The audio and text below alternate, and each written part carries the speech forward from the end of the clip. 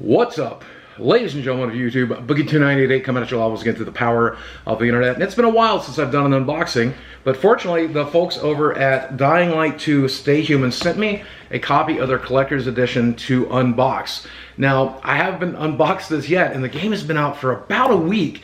It's because I've been too busy playing the game. I actually pre-ordered it on the Xbox Series X and have been playing it every day. If you want to hear my thoughts on the game itself, stick around to the end of the video. But for now, let's focus on seeing what's inside the collector's edition.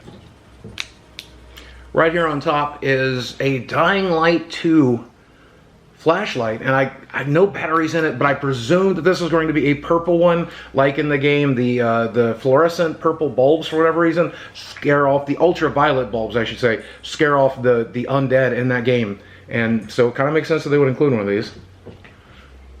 Useful to have with the next zombie outbreak, which I'm sure we're only days away from.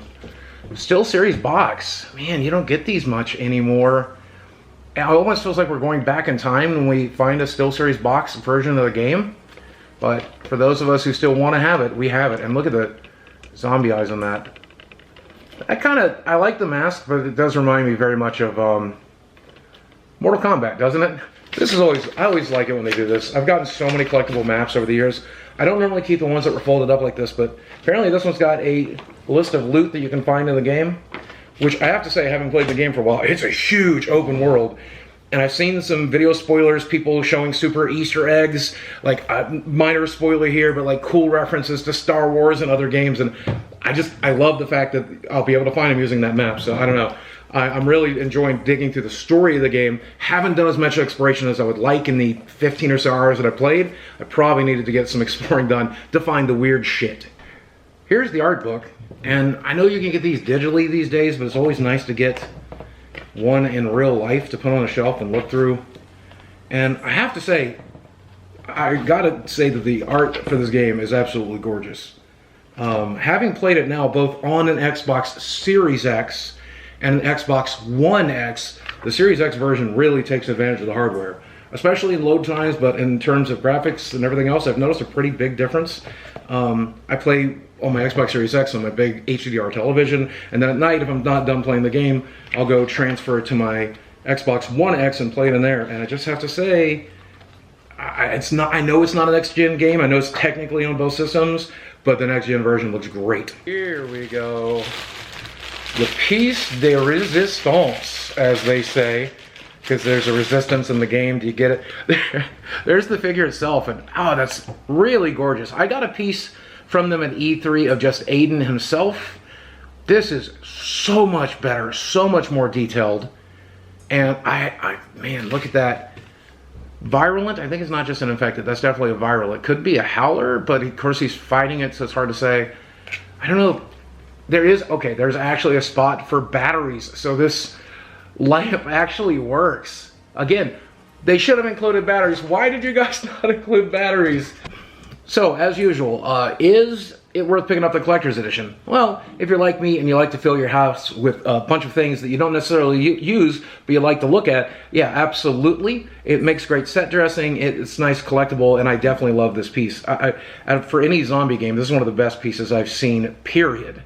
That said, whether or not you should buy a collector's edition always has to do whether or not the game is any good.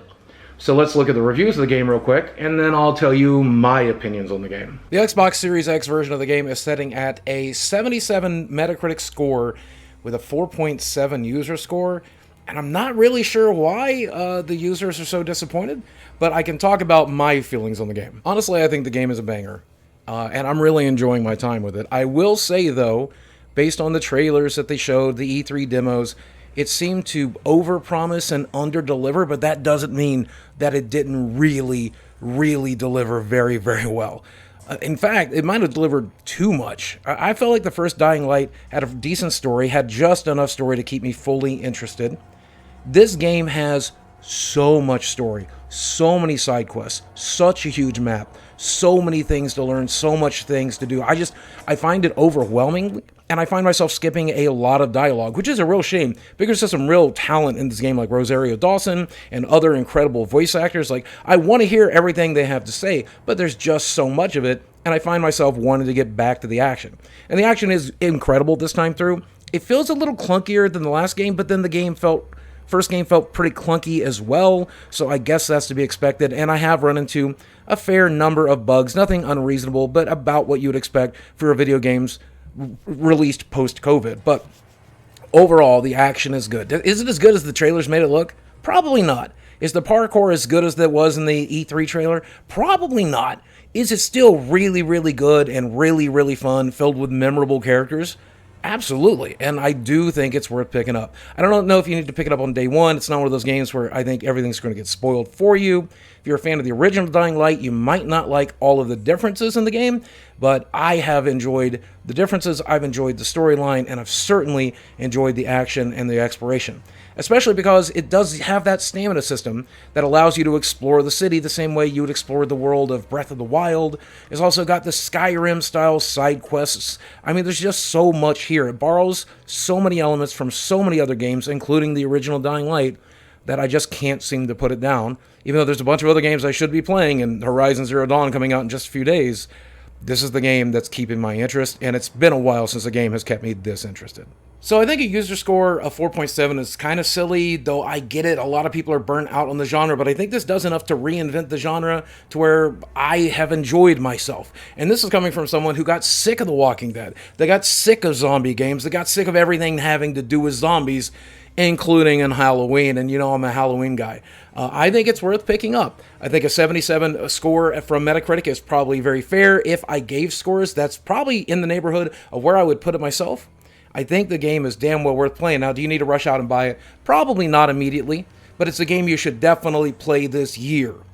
I think you'll be glad you did, especially if you got a next-gen console, because it looks really good on there. But as usual, this is one man's opinion. I know that I could be wrong, and you're going to let me know if I am down in the comment section below. Are you skipping this game? Are you deciding to pick it up? Have you started playing it already? Let me know in the comment section below. Also, if you enjoy these videos, you want to see more unboxings, more reviews, more things like this gaming-related, I sure would like to make them. So let me know by hitting that subscribe bell, hitting that notification bell, giving me a follow, and letting me know for sure you still enjoy my content as much as I enjoy making it.